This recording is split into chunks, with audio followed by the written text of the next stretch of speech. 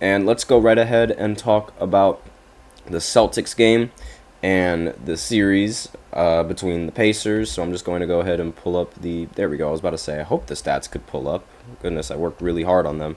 So the final score was 114 to 111. The Celtics were able to come back. They were able to come back in this game. They were down by, I believe it was around like, I want to say maybe 20 points. Like the Pacers, they were really like laying it into them in the first half of the game, and it took the Celtics all of their strength in their roster, in their offense, to be able to come out on top and win this game.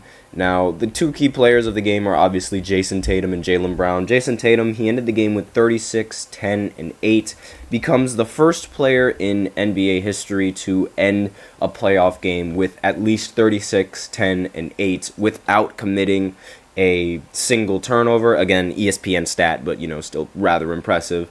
Next is Jaylen Brown. He ended up scoring 24 points in this game, along with 2 rebounds and 3 assists. And I didn't make graphics for the other two players, but some of the honorable mentions that I wanted to talk about in this win were Al Horford and Drew Holiday. So with Al Horford became the oldest player in NBA history to hit 7 threes in a playoff game, and he ended the game with 23 points. He shot 8 for 14 from the field, 7 for 12 from 3, and got 5 rebounds along with the 23 points as well. And also Drew Holiday. Now, Drew Holiday, he ended the game with 14 points, 9 rebounds and 3 steals. And one of those steals actually ended up coming late in the fourth quarter, which ultimately decided the game for the Boston Celtics.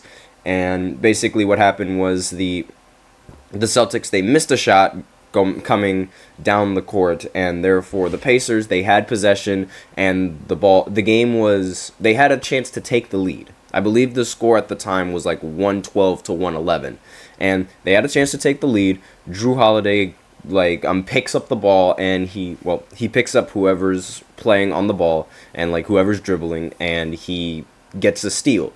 And then he later gets fouled and knocks down both of the free throws to take this 3-point lead and eventually win the game in the end.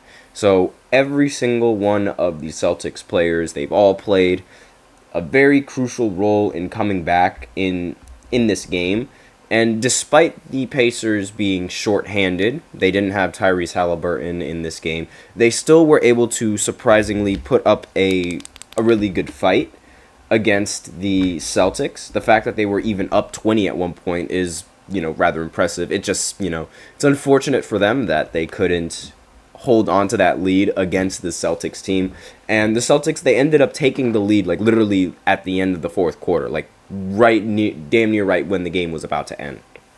And let's see, Andrew Nembhard, he ended the game with 32 points. Miles Turner ended the game with 22 and 10. Pascal Siakam also ended the game with 22 points. And TJ McConnell, he ended the game with 23 points, 9 rebounds, and 6 assists.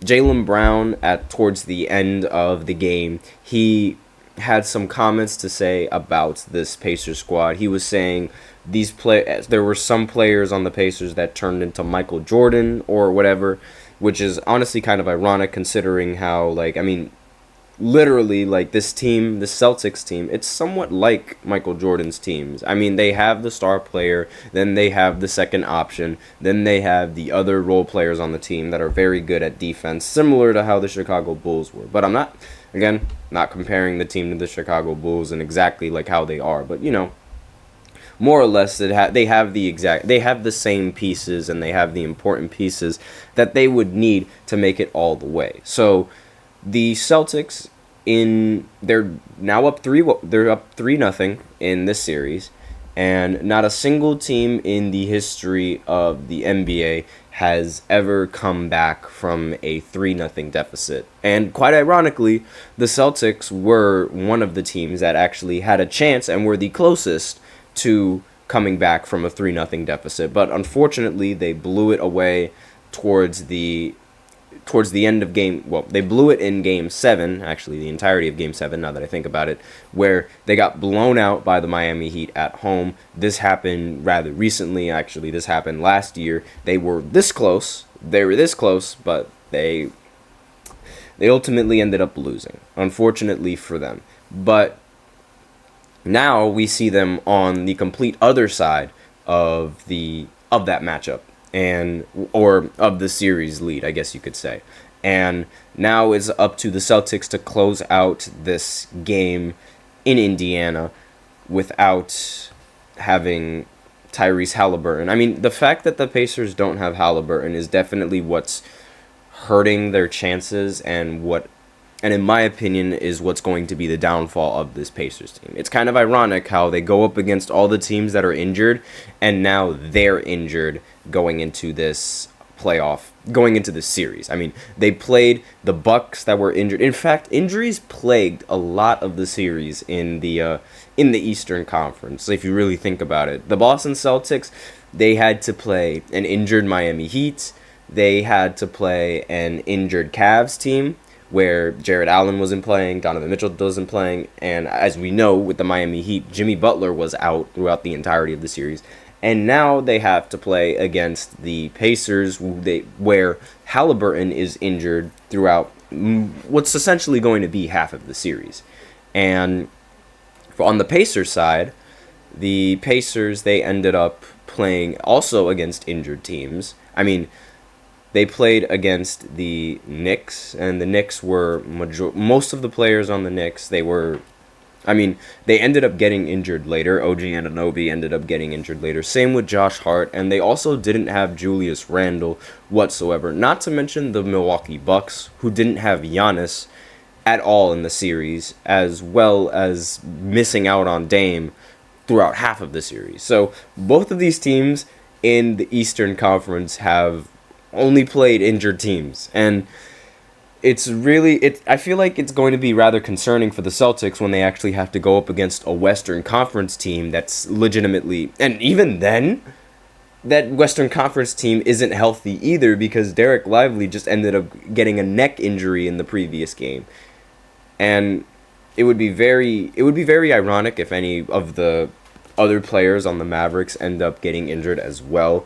And I wonder how public opinion is going to weigh these rings, because one of the things that's very common in today's day and age is putting asterisks on a lot of players' achievements and a lot of team accomplishments. I don't know why it's a common trend to do that now, but I mean, ever since the bubble, a lot of the media and a lot of people that watch the sport, they all say that, like, they put an asterisk on it, and they're like, oh, well, they wouldn't have won if this didn't happen. Oh, they wouldn't have won if this man didn't get injured. Oh, they wouldn't have won if yada yada yada, all those kinds of things. But they never did that back in, like, the 90s or in, like, the 80s or in the 2000s. I mean, when Michael Jordan went up against the Orlando Magic in, I believe it was 96, in the Eastern Conference Finals, Horace Grant got injured, and they did not talk about that whatsoever. Like, they did not put a single asterisk on Michael Jordan's championship, despite the fact that they had to play an injured Orlando Magic team just to make it to the finals. In fact, they actually praise him for sweeping that Orlando Magic team, despite the fact that they were injured, saying, oh, Michael Jordan, he was just coming back from baseball, and then once he got 100%, he was able to sweep the team that beat him. Well, it wasn't really the same team that beat him. It was an injured team, but no one is going to tell you that, which I kind of find it very odd how certain teams get asterisks put on their accomplishments, and certain players get asterisks put on their accomplishments, but Michael Jordan, nah.